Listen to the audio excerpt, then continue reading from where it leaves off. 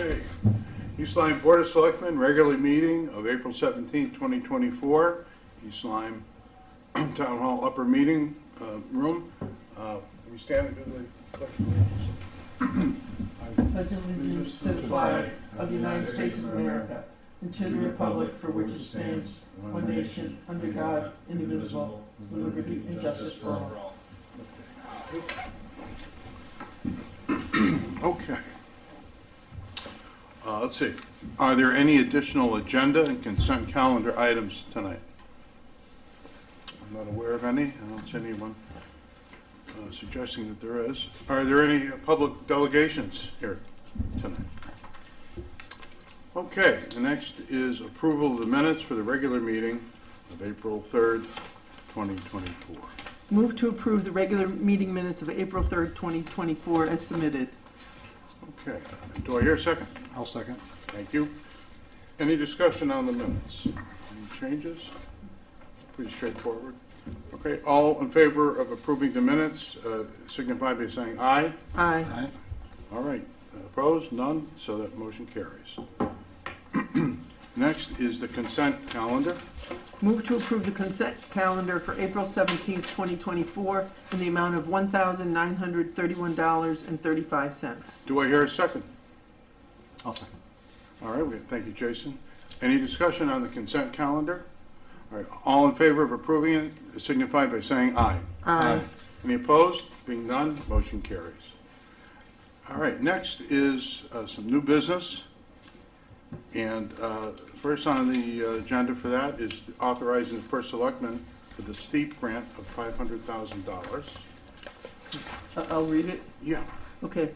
Resolve that Daniel R. Cunningham, first selectman of the town of East Lyme, be and hereby is authorized to execute on behalf of the municipal corporation a grant agreement with the state of Connecticut for financial assistance for the, quote, Plants Dam rehabilitation/reconstruction, end quote.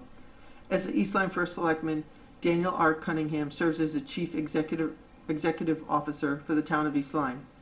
Daniel R. Cunningham, first selectman of the town of East Lyme, is hereby authorized to enter into such agreements, contracts, and execute all documents necessary to said grant with the state of Connecticut. It is further certified that Daniel R. Cunningham, first selectman of the town of East Lyme, was elected first selectman. His term of office began on December 4th, 2023, and will continue to December 1st, 2025. All right. Thank you. Do I hear a second? Second. All right. Thank you, Jason.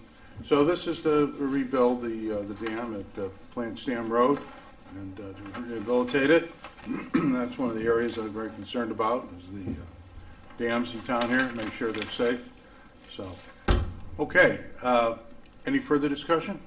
What is the last sentence being, Dan? A potential location to put high-yield public drinking water wells there. I'm sorry, where is... Under summary of agenda. Yeah. Oh, okay, yeah. You just read it. Yep. Oh, yeah, so, of course, you have the dam, the Plants Dam. There is the potential at some point in the future. The aquifer is pretty substantial in that area.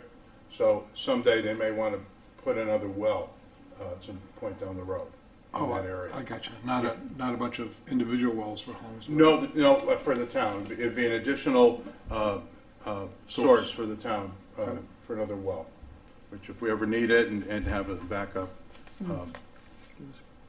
Yeah. Good. Explain that to you? Yes, keep the dam, keep the water contained. We're good. Yep. So that's a rich area up there. So, okay. So if there's no further discussion, all in favor signify by saying aye. Aye. Any opposed? Being none, the motion carries. Next on our agenda, can't forget to do this, schedule the annual town meeting for May 13th, 2004. 24. I'm sorry, 2024. That might help, right? Move the following. Town of East Lyme notice of an annual town meeting. Notice is hereby given of the annual town meeting to be held on Monday, May 13th, 2024 at the East Lyme High School Auditorium at 7:00 p.m. to act on the following. 1. to review and discuss the budget for the fiscal year beginning July 1st, 2024, as recommended by the Board of Finance. A, in accordance with Chapter 7.3 of the Town Charter, the moderator shall adjourn the annual budget meeting to a referendum on the voting machines. The budget resolution will be submitted to the persons qualified to vote in a town meeting by referendum by machine vote, which referendum shall take place on May 23rd, 2024, at the East Lyme Community Center from 8 a.m. to 8 p.m. 2, to adopt a 5-year capital plan. 3, to conduct such other business as may properly come before the meeting. Dated at East Lyme, Connecticut, this 17th day of April 2024. East Lyme Board of Selectmen. Thank you. Do we have a second? A second. Right, Jason, thank you. Any further discussion in scheduling the town meeting? Also included in that was scheduling the referendum, correct? On the 23rd, you said? So it adjourns Yeah, it adjourns to the referendum. to the referendum.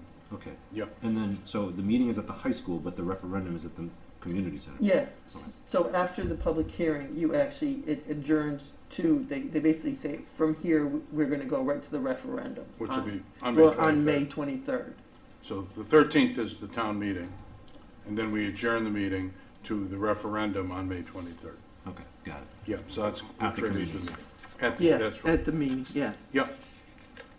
That's right. Okay, any further discussion? All right, all in favor signify by saying aye.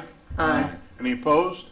Being none, motion carries. All right, town meeting, May 13th. Okay, old business, discussion and possible action on the status of the Cheney fishing dock leases. Is there anything new to report? It's supposed to have been taking place last week, but our attorney took the week off and assigned Okay, a junior attorney, and nothing happened. She called and apologized, and we'll work on it this week. all right, well, we'll just table that until next time. All right.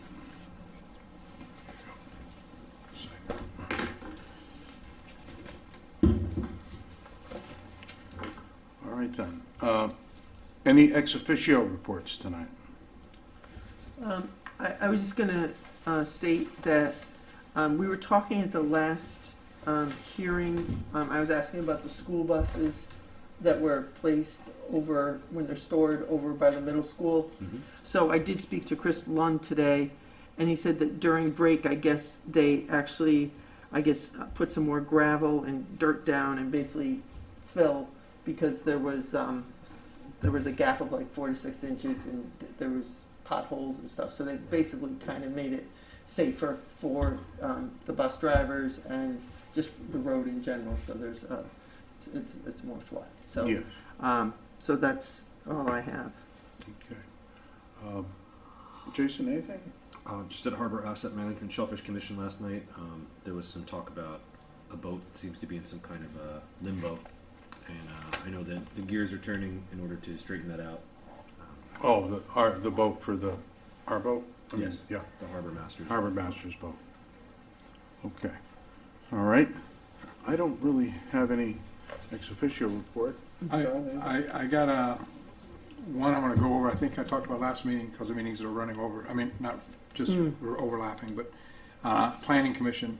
A motion was to allow to drive, I learned about this, to allow drive-through businesses to be allowed on non-state roads, and it passed 5-0. Any applications for such would still require the approval of the zoning commission.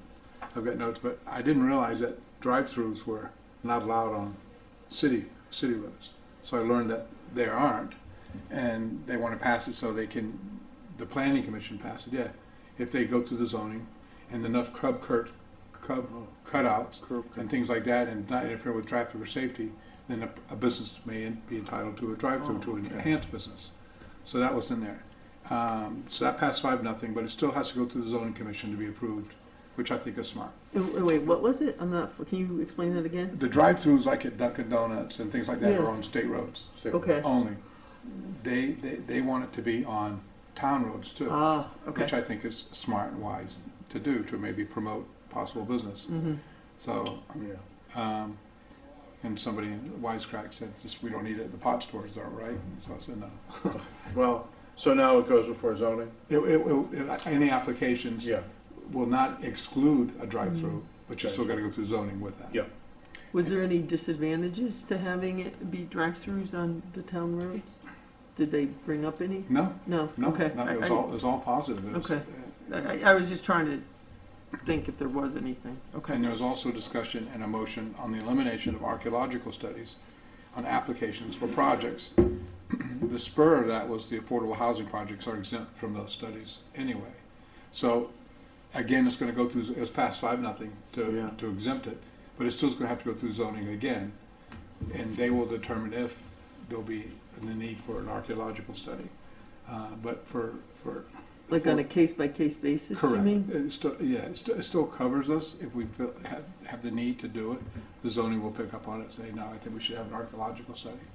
And based on the seminar that we all attended Sunday, there's merit, but there's also merit for if it's, why have it done or even have an applicant do it if it's for affordable housing or something, they're exempt from that. So if it's affordable housing application, that waives the requirement? They don't have to have it, but I think that would be a tough one too, That still has to go through zoning as well. Yeah.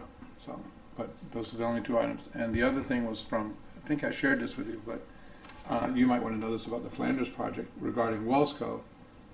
That somebody on the Wellsco team brought up that we're not using the drain covers for filtration of runoff.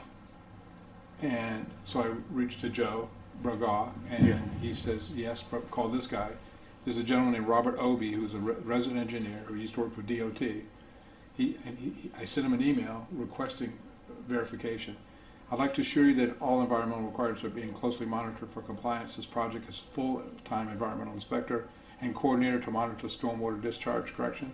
I'd like to have a possible meeting or call with you to discuss our specifics. I assume you're referring to the catch basin protection. Feel free to contact me anytime. He followed up with me with an email today that they just had a recent inspection. In addition, we just had early response. The project just had an environmental review by the regulatory agencies, and there were no exceptions whatsoever. And the project's in full compliance. So that's really good progress that we're making. Yes. And in compliance. So. No, they're really doing a good job up there. I was up there last week for a presentation, and it was really quite impressive. And Mr. Obie's not a kind of guy that just checks off boxes. Yeah. He seems quite enamored with the job and the process, so that's good. Yeah. No, it's true. No, they're really dedicated up there, and well, it's good to know. Thank you for. Yep. being So I get to so report that diligent. to Wellsco tomorrow, so that should quiet them down a little Well, bit. it's very important stuff. I mean, Yep. there's a lot of silt and with all that they're doing up there. I mean, controlling the silt and runoff into the streams there, it's very important. But I think they're being diligent on it and doing. And I didn't mind Wellsco asking, because I saw the zoning hearing where they had the affordable housing on Brydebrook. They had a little runoff issue, and they took care of it right away, Yeah. so, Yep. No, it's an important consideration. thank you. Thank you. Yep. Anyone else for ex officio? Then I will. My selectmen's report is brief. There's a couple things happening this weekend. I'll just alert everyone to. Let's see. Tomorrow night at 6 p.m. there's a Historic Society Friday night, not tomorrow night, but the 19th. There's at the American Legion the Historical Society annual potluck dinner. That's going on. And then around 9:30, 10 o'clock on Saturday morning, the 20th, there's the Niantic 5K. So that's going to be going ahead down at Crescent Beach, I believe, is where it originates. So, and I understand that there's a Little League opening day, but that's been postponed. It won't be Saturday, that's what I hear. I think it's going to be later on. Okay. And we were just talking about the project, Route 161 and the bridge. And as I said, I did go to a meeting with the engineers, the project engineers. And it's really fascinating how they're mapping this whole orchestration of taking the bridge down. And they're going to be elevated. So let me back up. there's going to be a lot happening between May and November of this year. So, so far they've spent about $30 million on the project. So all the work that you see right now, it represents $30 million. They're going to do $40 million more in the next 10 months. So you're going to see a lot happening. They're going to begin to take down the bridge that carries I-95 over Route 161. They will construct the new bridge parallel to it that will be wider, so to accommodate 6 lanes of Route 161 going underneath it. They will then route the traffic from I-95 over the new portion of the bridge.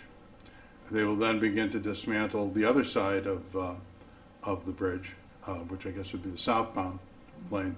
And so all this while trying their best. They have to keep the traffic flowing on I-95. They can't interrupt that. But there will be problems with Route 161.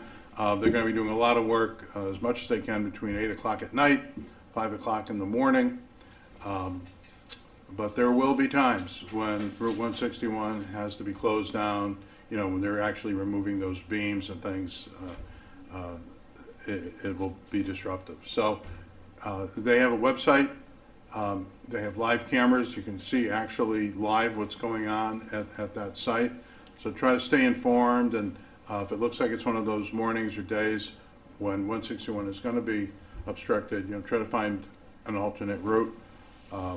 But you're going to see an awful lot of progress, and it'll be it's going to be a busy summer down there. So I just want to forewarn everyone, but they're really doing a good job. That's pretty much it for my report. It was mentioned everyone here. Well, there was a presentation by John Pfeiffer Sunday morning about the Nahantic tribe and the history, and it was really fascinating and really important, you know, for people that make decisions for the town to understand the history here and how we got to where we are. So it was really very informative, and I appreciated the presentation. So that's that. Any communications? I'm not aware of any. No. Any public comment? All right. No selectmen's response. So do I hear a motion to adjourn? Move to adjourn the April 17th, 2024 regular meeting of the Board of Selectmen at 7:17 p.m. Do I hear a second? I'll second. Thank you, Jason. All in favor signify by saying aye. Aye. Any opposed? Didn't think there would be. We're adjourned. Thank you very much.